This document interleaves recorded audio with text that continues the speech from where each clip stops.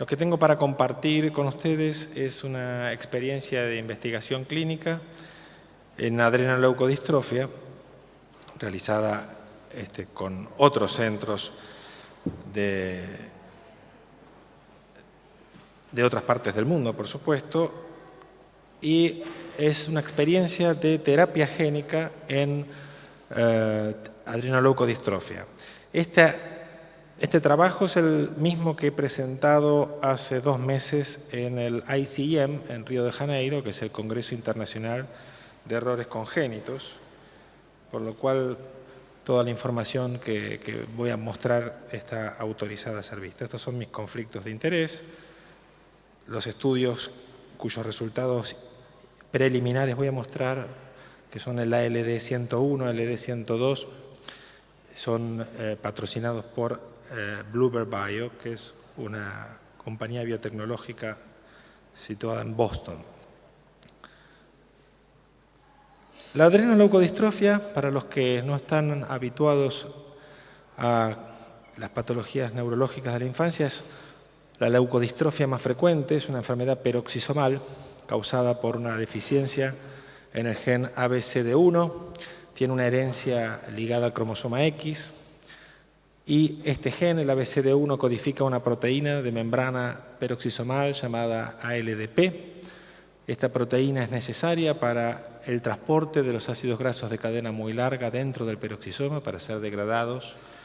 Cuando tenemos una deficiencia en esta enzima, hay un acúmulo de estos ácidos grasos de cadena muy larga a niveles tóxicos y por mecanismos no del todo claros generan distintos tipos de daño en el sistema nervioso central, en las glándulas suprarrenales y también en las gónadas. Y es una enfermedad muy heterogénea en su presentación clínica, donde hay distintos fenotipos, y estos distintos fenotipos pueden verse incluso dentro de la misma familia, que comparten la misma mutación. Por lo tanto, no hay una buena correlación genotipo-fenotipo.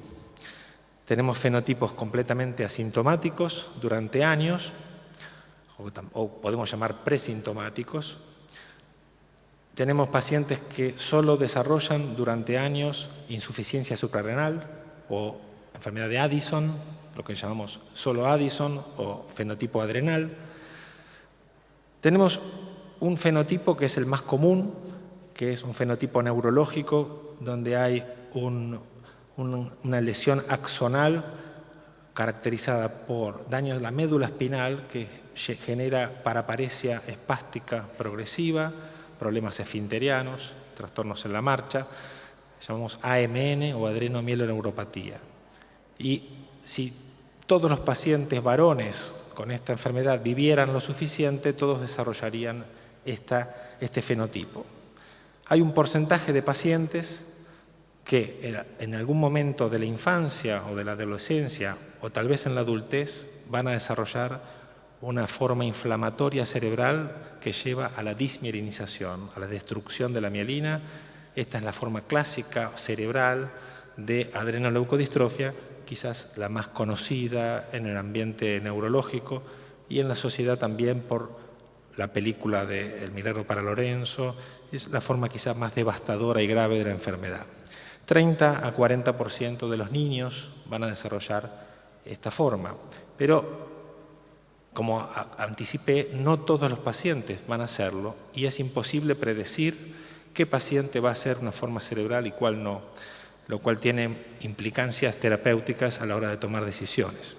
La historia natural de la forma cerebral, ahora nos vamos a centrar solo en la forma cerebral de la adrenoleucodistrofia, comienza siempre con síntomas bastante inespecíficos, síntomas de cambios de comportamiento o de conducta, problemas de rendimiento escolar, niños que parecían completamente sanos y a lo largo de meses empiezan a tener problemas en la escuela o comportarse diferentes. Lo habitual es que estos primeros meses suelen perderse, suelen ser mal diagnosticados como con otros trastornos del desarrollo o con problemas emocionales o psicológicos, hasta que aparecen otros síntomas neurológicos. Hay un segundo estadio donde hay una disabilidad moderada. Ahí es cuando pueden aparecer ya síntomas neurológicos más claros, problemas sensoriales, trastornos visuales o auditivos, problemas en la marcha por ataxia, pueden aparecer convulsiones, pueden aparecer déficits motores o problemas de incontinencia. Y hay un correlato, por supuesto, en el avance y progresión clínico con el avance y progresión radiológico. Por último, en la etapa terminal de esta enfermedad, el paciente termina en estado vegetativo persistente, está desconectado, postrado, ciego, con crisis, y puede estar mucho tiempo en esa situación hasta su fallecimiento. A los fines de la investigación clínica en esta enfermedad se han definido 6 indicadores clínicos que se llamaron indicadores de disabilidad funcional mayor, ¿sí? O MFD, que son la ceguera cortical, la pérdida absoluta ya de comunicación, del lenguaje, la necesidad de una gastrostomía para alimentarse, la postración en silla de ruedas, la falta total de movimientos voluntarios o la incontinencia esfinteriana total. Cualquiera de estos 6, llamados MFD, son un signo de muy mala evolución. Y recuérdenlo porque el primer estudio clínico que les voy a mostrar, donde han participado centros reconocidos de trasplante de Estados Unidos, como la Universidad de Duke, como la Universidad de Minnesota, y como el Centro de Boston, lo que quiso es evaluar la historia natural de los pacientes con formas cerebrales de adrenoleucodistrofia trasplantados con trasplante halogénico. Y esta curva de Kaplan-Meier muestra la sobrevida de los pacientes con formas cerebrales trasplantados, donde vemos en rojo la sobrevida general y en azul la sobrevida libre de algunos de esos 6 marcadores de disabilidad mayor. Entonces, como ven, hay diferencias. Esta es una corte no tratada de pacientes. Vemos que a lo largo de 10 años la sobrevida es muy mala, pero no solo vemos que la enfermedad tiene alta mortalidad, sino que rápidamente cae el porcentaje de pacientes que está libre de estos signos de disabilidad. O sea que la morbilidad esto es no tratada, es muy alta. Ahora vamos a ver qué pasa cuando estos pacientes, esto es desde el diagnóstico de adrenoleuco, y lo que se estudió es qué pasa post-trasplante. Y se pueden diferenciar 2 subgrupos de evoluciones. Esto lo teníamos claro desde hace varios años, pero vemos que la sobrevida en los pacientes tratados tempranamente, definidos por un score radiológico del OES de menos de 9 puntos, que es el score límite que se usa hoy para definir o no trasplante, un score funcional neurológico de 1 o menos puntos, y la presencia de gadolinio positivo, que habla de actividad inflamatoria, de que la enfermedad está todavía activa, muestra que la sobrevida general es bastante buena cuando es trasplantado, y también relativamente buena la sobrevida del paciente libre de esta habilidad mayor. O sea que no hay una carga de discapacidad tan grande como lo que vemos en pacientes trasplantados después de esta etapa, tardíamente, con score radiológico mayor de 9 o con ya hándicap neurológico, donde por ejemplo, 9 pacientes, solo 1 está libre de síntomas neurológicos. Esto confirma lo que ya sabíamos, este estudio observacional confirma lo que ya sabíamos de lo crítico, lo crucial que es llegar temprano a esta enfermedad para llegar a tener mejor beneficio post-trasplante. Pero en este estudio natural también se estudiaron las complicaciones del trasplante, sabiendo cuáles son en el trasplante halogénico las principales complicaciones. Puede ser la falla de engraftment, la presencia de enfermedad de injerto contra huésped, las infecciones y la mortalidad. Y sabemos especialmente esto ocurre en donantes, cuando usamos donantes no relacionados o no full match compatibles. Y además se estudió, bueno, la tasa de mortalidad después de un trasplante alogénico para ALD fueron de 8% a los 100 días y de 18% al año.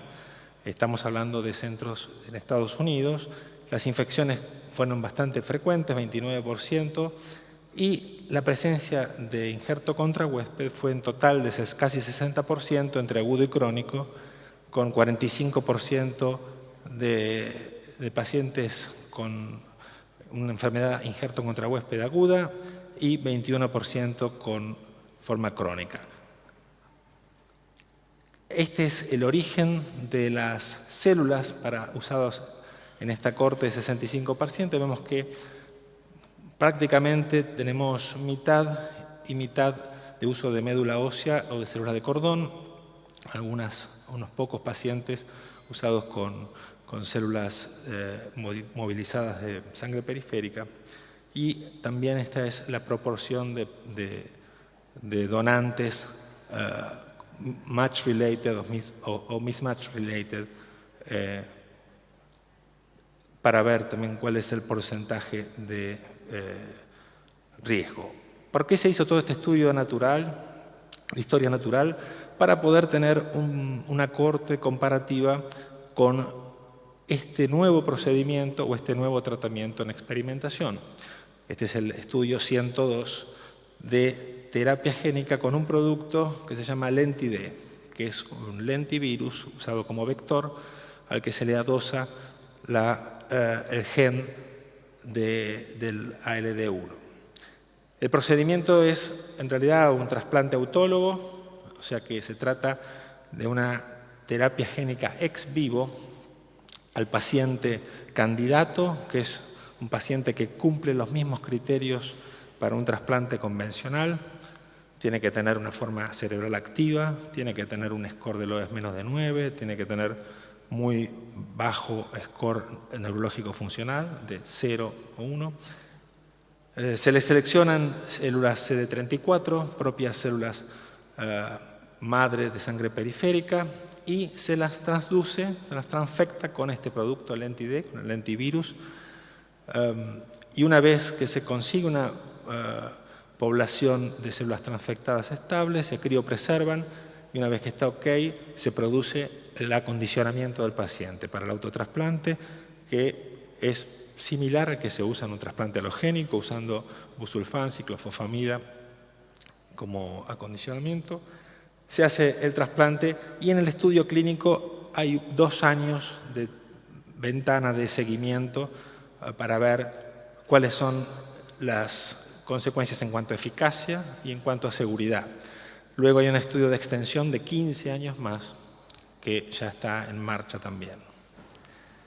Este es el nombre del estudio, se llama STAR-BEAM, y a la fecha hay 17 pacientes que fueron tratados con esta terapia génica de adrenoleucodistrofia de todo el mundo. Se ha expandido ahora el reclutamiento, se quiere expandir la corte. Estos son los criterios de inclusión: pacientes varones con forma cerebral menores de 17 años, con los mismos criterios de un trasplante convencional y que no tengan un donante relacionado compatible. Digamos, una cuestión ética, si no había un donante relacionado, se puede incluir en este estudio, si no, va al trasplante convencional. Y los endpoints de eficacia, el objetivo de eficacia es ver qué porcentaje de pacientes está libre de estos criterios, estos indicadores de disabilidad funcional mayor a los 2 años de tratamiento, y qué porcentaje de pacientes experimentaron enfermedad de injerto contra huésped, ya sea aguda, grado 2 o más, o cualquier tipo de injerto contra huésped crónica a los 2 años del tratamiento. ¿Y cómo fueron los resultados de este estudio que todavía están reclutando y está cursando? 2 de los 17 pacientes, solo 2, tuvieron que salir del estudio. Uno de ellos experimentó una rápida progresión de la enfermedad después del trasplante y murió debido a complicaciones de la enfermedad. El otro paciente mostró progresión radiológica en la primera visita y quiso recibir un segundo trasplante alogénico y murió por complicaciones del trasplante. Así que, pero de los 15 que quedan en evaluación, todos ellos se mantienen libres de disabilidad funcional mayor a los 2 años post-trasplante. ¿Cuántos presentaron injerto contra huésped? Ninguno. Ninguno de ellos ha tenido injerto contra huésped relacionado al Lenti-D. Este es un trasplante autólogo y es poco esperable que eso ocurra. Como dato adicional, no hubo ninguno con falla de engraftment, no hubo tampoco evidencia molecular de que haya una dominancia clonal, o lo que llamamos mutagénesis insercional, que es un fantasma, un riesgo en las terapias génicas, y tampoco se detectó replicación de este lentivirus competente o infectante a la fecha. Y hubo eventos adversos primariamente o mayoritariamente relacionados a la mieloablación, al acondicionamiento. Hubo 2 eventos adversos considerados quizás posiblemente relacionados al producto, son la cistitis viral por virus BK y una taquicardia. Todos los eventos adversos se resolvieron con métodos estándar. Este ensayo mereció una publicación muy reciente en New England, donde mostramos allí los datos preliminares. El estudio todavía está ongoing, está reclutando pacientes, y consideramos que puede llegar a ser una gran alternativa de tratamiento en el futuro para esta y quizá para otras enfermedades.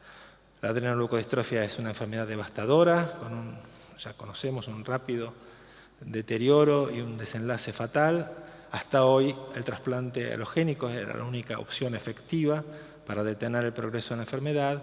Es crucial el timing del diagnóstico y del acceso al tratamiento, lo cual en todo el mundo es un problema, pero en nuestros países es un problema extra, porque tenemos menos awareness, más retraso en el diagnóstico, y muchas veces acceder a un trasplante alogénico cuando no hay un donante relacionado puede tardar mucho más que en otros centros de primer mundo, y algunas veces tardar 4, 5, 6 meses para conseguir una médula o un cordón puede ser fatal en una enfermedad tan rápidamente progresiva.